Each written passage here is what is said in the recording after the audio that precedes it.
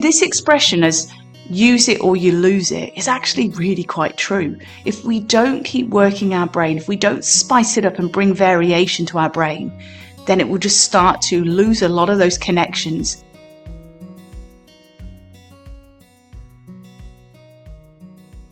Hello and welcome back. Now, just before we get started, as always, if you're watching this on the Total Somatics YouTube channel, don't forget to like, share, subscribe, and press the notification bell. So every time an episode is released, you find out very quickly. Okay, now I just want to say a huge heartfelt welcome to all the new members that have just joined the Total Somatics membership.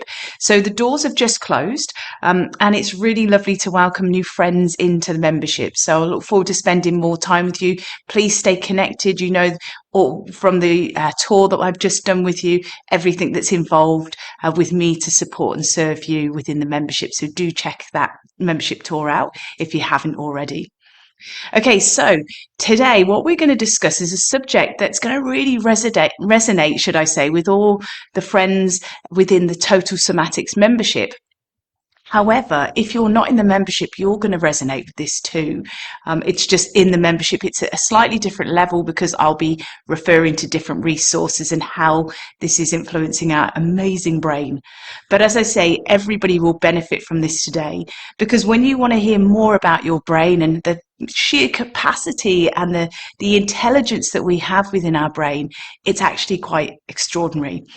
So let's just go back in a time machine. Years ago, experts used to say that our brain was hardwired, and that was the expression they would use. However, thankfully, due to ongoing neuroscience research, that has changed.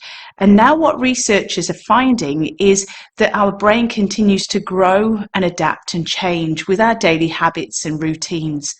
And so the expression that they actually use is plasticity. So have you heard of the expression neuroplasticity? So that's where our brain is constantly growing, changing, evolving, shifting. It's not hardwired like they used to think. And so let us consider how plasticity works in your life. So, for example, have you ever noticed a habit or a posture or maybe a movement that you predominantly perform on a daily basis?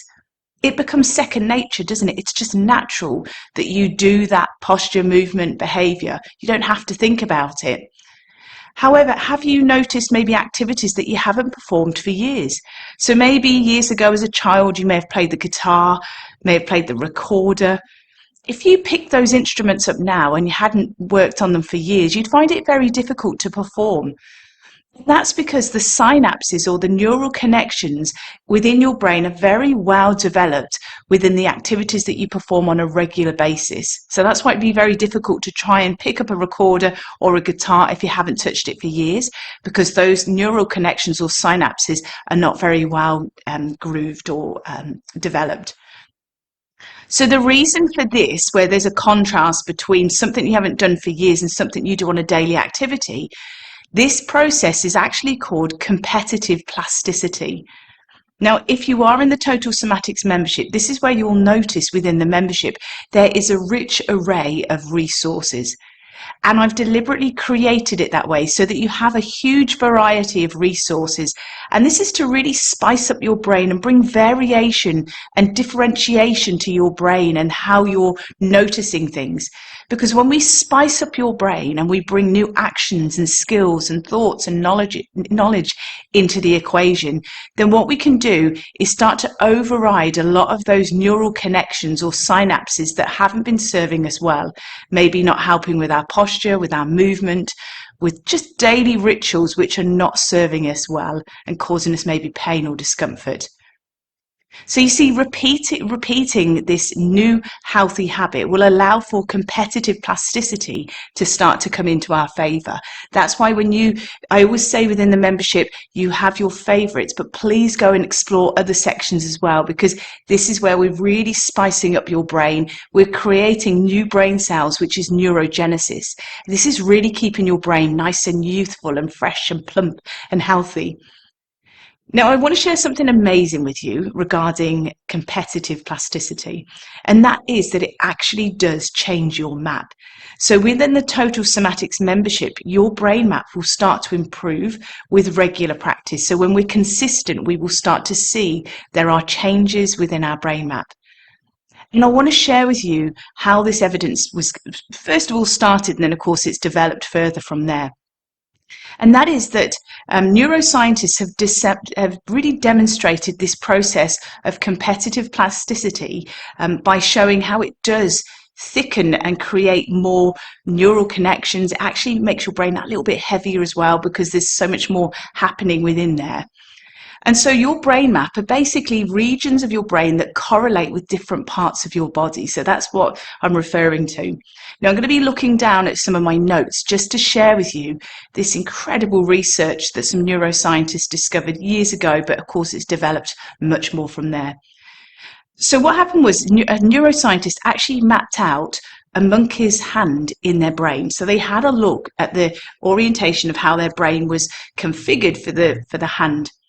Now, this isn't a great bit, it's quite sad actually, but what the scientists did was to amputate the middle finger of the monkey. But after a few months, what the neuroscientist did is he decided to remap the monkey, and have a look at what their hand was looking like and looking at the brain map generally. He actually found that the brain map had changed. So where that amputated finger had been, that region had actually disappeared really quickly within a few months. And so what he noticed is the maps that are next to the fingers, they actually grew into that brain space. And so where that middle finger was originally, that wasn't there anymore. All the other areas had come in and taken its place. And this really did demonstrate how the brain is so dynamic and how it is really showing this competitive plasticity. It's incredible. And so this expression as use it or you lose it is actually really quite true. If we don't keep working our brain, if we don't spice it up and bring variation to our brain, then it will just start to lose a lot of those connections. So it really is quite interesting. Consider competitive plasticity, that we just want to keep working on our skills, overriding some of the unhealthy habits for healthy habits. And that's what you can learn within the Total Somatics membership, because that will, again, actually looking at your brain map will change things considerably. So that's why just wanting to invite you that if you aren't in the Total Somatics membership, you can always join the wait list. I open it periodically throughout the year. So if you go to totalsomatics.com, click on the Join Now page, and you'll see you have an opportunity to leave your details. And whenever we open the membership doors again, you will be the very first to find out. But if you want to get started today by changing your brain map and allowing this competitive plasticity to be in your favor, you can actually go to the Total Somatics online shop. You'll see there's lots of digital courses there. So if you purchase them, you keep them permanently. So if you go to totalsomatics.com, click on the shop page, and you will see those different resources there. And so remember, when you're doing your clinical somatic movement, it might be small, and I might be asking you certain cues to notice things. And you may come with an approach thinking it's got to be big and elaborate. But when you realize that clinical somatic movement is teaching you to work smarter, not harder with your body, you'll see where this competitive plasticity comes into play. Because when I teach you within the Total Somatics membership in particular, there's so much more within there, you will see how this competitive plasticity doesn't just exist with when you're doing clinical somatic movement, but when you're looking at total somatic mindfulness, total somatic mindset, and everything else in between. So I really look forward to you and I connecting soon. It'd be wonderful if you could, and join all the wonderful friends from around the world. So until next time, all my love and my very best wishes. Take care. Bye. Thank you for joining me today. If you've enjoyed this episode, please leave a rating and also forward this on to somebody you know will benefit. To learn more about pain relief, plus how to improve your health and well-being, go to totalsomatics.com. Until next time, take care.